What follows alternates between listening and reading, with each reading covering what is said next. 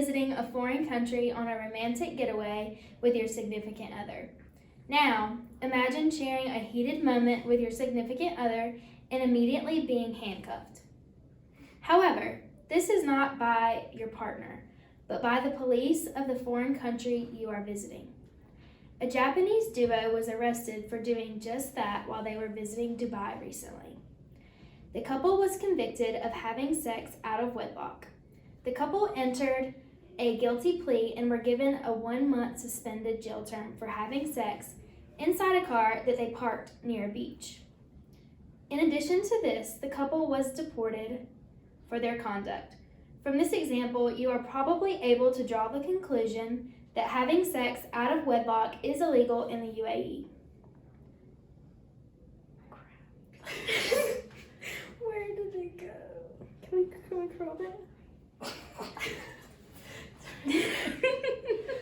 And anyone caught having premarital sex is to be arrested. So, if the UAE wants to encourage tourism from the world's richest countries, why does it not allow them to do what they like? Unmarried sex is not the only legal distinction that makes the UAE's culture, norms, and legalities different from that of other countries. In the UAE, things like using the middle finger, kissing, or holding hands in public are also illegal. In addition to this, the non-payment of bills and bounce checks, as well as tight or transparent clothing or above the knee or showing the stomach clothing are also illegal. Chatting up women, taking photos of people without their permission are also illegal. Although these laws are different from those we have in the US, it is important to recognize that for a UAE citizen, their laws and norms are just as normal to them as our laws and norms are to us. Think about it this way. If a 17-year-old German foreign exchange student was drinking a beer on a park bench, would we think it was weird if they were arrested? Of course we wouldn't. That is because this student's behavior violates our norms and laws here in the US. This remains true for tourists in the UAE. But you may still ask yourself, why does the UAE even have these strict laws? The reason for their distinct laws and societal norms dates back to a reflection of Islamic beliefs and traditions. Although Emirates and Dubai specifically are more flexible and secular than other residents of the UAE, the people of Dubai still do not want their norms completely violated.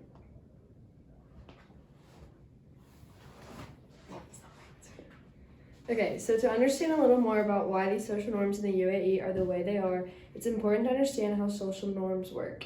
Human behavior is affected by culturally transmitted norms and values.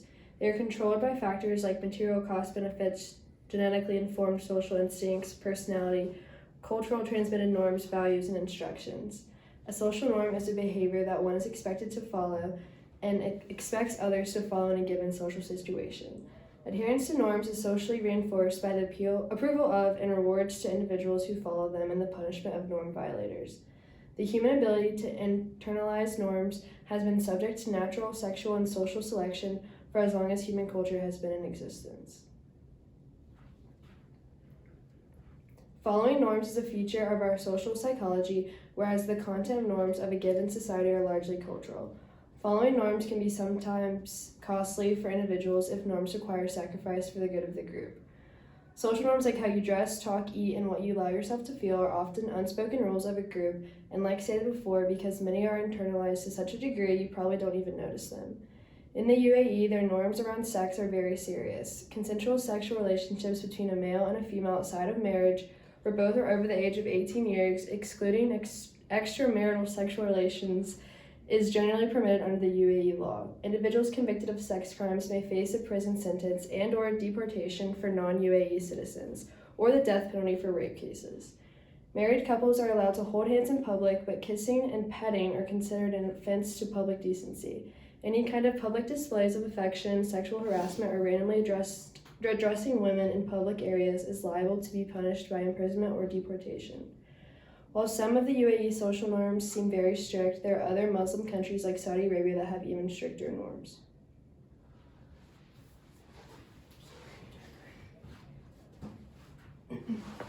Okay, so now we're going to get into the royal family, which is the House of Al Maktoum.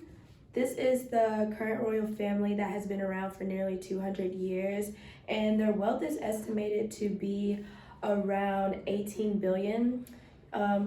Because of that, they're in charge of the oil, commerce, and basically everything else, which leads to them to have access to an insane amount of money.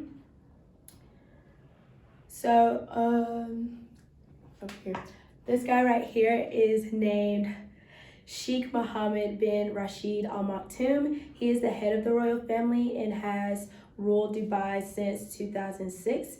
He is the UAE vice president and prime minister, and him and his family like to showcase their wealth in unbelievable ways. Oh, went too far. Some examples of that would be this $400 million yacht that is 500 feet long, and this was the biggest yacht in the world from 2006 all the way to 2009. The picture over here is of his son, who owns a lot of exotic pets, and honestly the list of things that they buy and spend their money on could go on and on. I just previously showed you his son, which is goes by the name of Faza, who owns a lot of pets. He's one of the most famous rich kids of Dubai, which is what we're going to get a little bit more into. So in the UAE, in Muslim countries, they like showcasing their wealth, and the rich kids of Dubai are some of the main people who like to showcase their wealth. Faza, as I mentioned previously, who is the son of Sheikh Mohammed, is one of the most famous rich kids, and he's constantly showcasing his wealth by posting himself exploring the world, flying helicopters, posing with privately owned animals. And I showcased again in the previous slide, that was one of his lions that he owned. And he even purchased a single camel for $2.7 million. If that's not crazy, I don't know what is. Another thing is that displaying your wealth in Dubai is a social norm for them. There is a saying that there's rich and then there's Dubai rich, and as you can tell, that saying fits well. There's over 200,000 millionaires in Dubai, and they have tax-free living, which helps them sustain and grow their wealth. Some things that people in Dubai are used to seeing are things like flying in helicopters just because they want to avoid traffic, and people will rent luxury cars. So if they do want to drive themselves, they'll make sure they're in a nice little car, I guess you could say. And they also only stay in lavish hotels. However, while this is a social norm in the UAE, showcasing your wealth is frowned upon in the Western world because they are Calvinistic and they don't believe in flaunting their money directly. Their intentions aren't to attract attention because of their wealth. I guess you could say they prefer to keep their heads down and lay low from the attention. While all of these are different norms in the UAE, all this has came about simply because of their past, and Thomas is going to get into that a little bit more. So we talked about the combination of immense wealth, flaunting success, but that combined with the strict rules on sexual relationships and public displays of affection is something that's a weird combination that's present in the UAE. And I'm going to talk a little bit how all this came to be. So the United Arab Emirates prior to the 1970s was under the protection of Great Britain, and Britain still has a law of involvement within the country. It was actually a former British colony, but the British did not see a big use for it like they did in India, so they were prepared to give up the colony. But the British in the early 70s, as they were getting rid of the UAE, letting them become independent, actually discovered oil. And as you all know, oil creates immense wealth for a nation, and this is exactly what happened in the UAE. The British still have a very large presence in the area and are one of the many benefiting countries of the oil reserves in the UAE. And that Western involvement really had a big growth spurt for the wealth of the country. In addition, the Japanese were a huge factor in exploiting the UAE's wealth and helping them become a growing power in the world. It allowed for significant economic growth, an influx of labor and infrastructure. And you're in the middle of the desert, and now you get all of this wealth, this immense money, and that can really help with your infrastructure as well as developing as a nation. And this led to its rapid modernization over the past couple decades.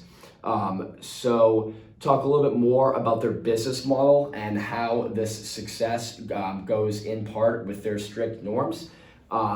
Jebel Ali is the busiest and largest port in the entire Middle East, and that is located in Dubai. It is unrestricted trading in business zones and allows for foreign investors as well as tax breaks, like Maya was mentioning before. So those tax breaks allow for that wealth to be sustained, and that foreign influence has definitely increased Dubai's wealth and rapid modernity in the past couple decades.